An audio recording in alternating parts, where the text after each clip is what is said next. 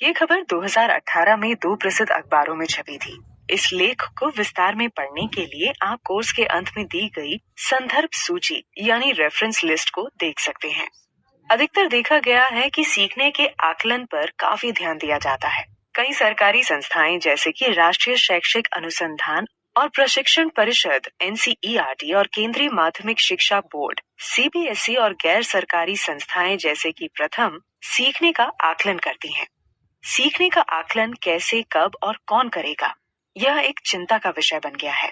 जैसा कि आप इन खबरों में देख सकते हैं, एक उत्तर पत्रिका को 2 शिक्षक आंक रहे हैं या फिर 10वीं की परीक्षा में स्कूल को 20 अंक देने का भी अधिकार नहीं दिया जा रहा। इसीलिए हमें लगता है कि आकलन पर बात होनी चाहिए। इस कोर्स में हम आकलन की बात करने वाले हैं, लेकिन हमारा पूरा ध्यान बच्चों के आकलन पर नहीं होगा। जी हाँ, चौंक गए ना?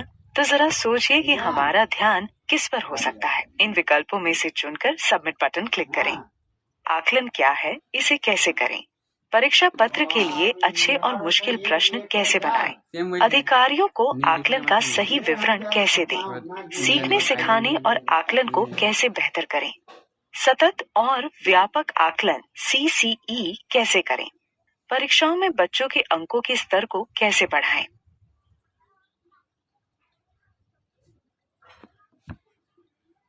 मेरी तरह अधिकतर शिक्षकों को शायद सभी प्रश्नों के उत्तर चाहिए होंगे, लेकिन इस कोर्स में हम पहले और चौथे विकल्प के प्रश्न पर ज्यादा ध्यान देंगे। आइए समझें क्यों। अधिकतर हम शिक्षकों को लगता है कि आकलन बच्चों का होता है, यानी किसी भी स्तर पर बच्चे सिखाया गया पाठ सीख पाए हैं या नहीं। लेकिन आकलन सीखने सिखाने का ही नहीं बल्कि पूरी शिक्षा प्रणाली का होता है।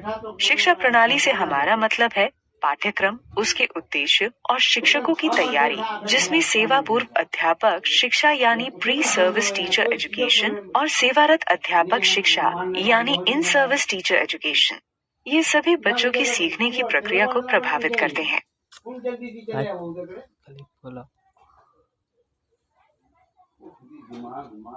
करने के लिए परीक्षा पत्रों में कई सवाल होते हैं जिन्हें बच्चों को हल करना होता है।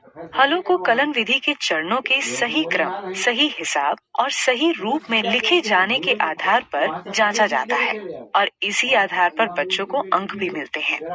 लेकिन क्या गणित शिक्षण का उद्देश्य सिर्फ कलन विधि और सवालों को हल करना ही है या फिर कुछ और है? अगर गणित शिक्षण के उद्देश्य कुछ और भी हैं, तो इन उद्देश्यों के अनुसार पाठ्यक्रम कैसा होना चाहिए? इन उद्देश्यों को पूरा करने और इस पाठ्यक्रम को पढ़ाने के लिए शिक्षकों को किस तरह का प्रशिक्षण मिलना चाहिए? इस तरह प्रशिक्षित शिक्षक जब कक्षाओं में बच्चों को पढ़ाएंगे तो जाहिर सी बात है कि बच्चों की सीखने की प्रक्रिया प्रभावित होगी। इस तरह देखा जाए तो आकलन पूरी शिक्षा प्रणाली का आखिरी, अहम पर छोटा हिस्सा है।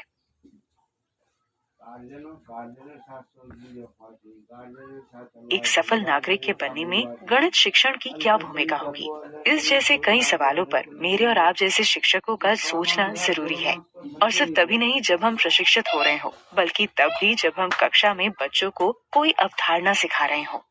इसीलिए हमारा ऐसा मानना है कि बच्चों की सीखने के स्तर से ज्यादा आकलन शिक्षा के उद्देश्यों, पाठ्यक्रम और शिक्षकों की तैयारी यानी हमारी पूरी शिक्षा प्रणाली का होता है।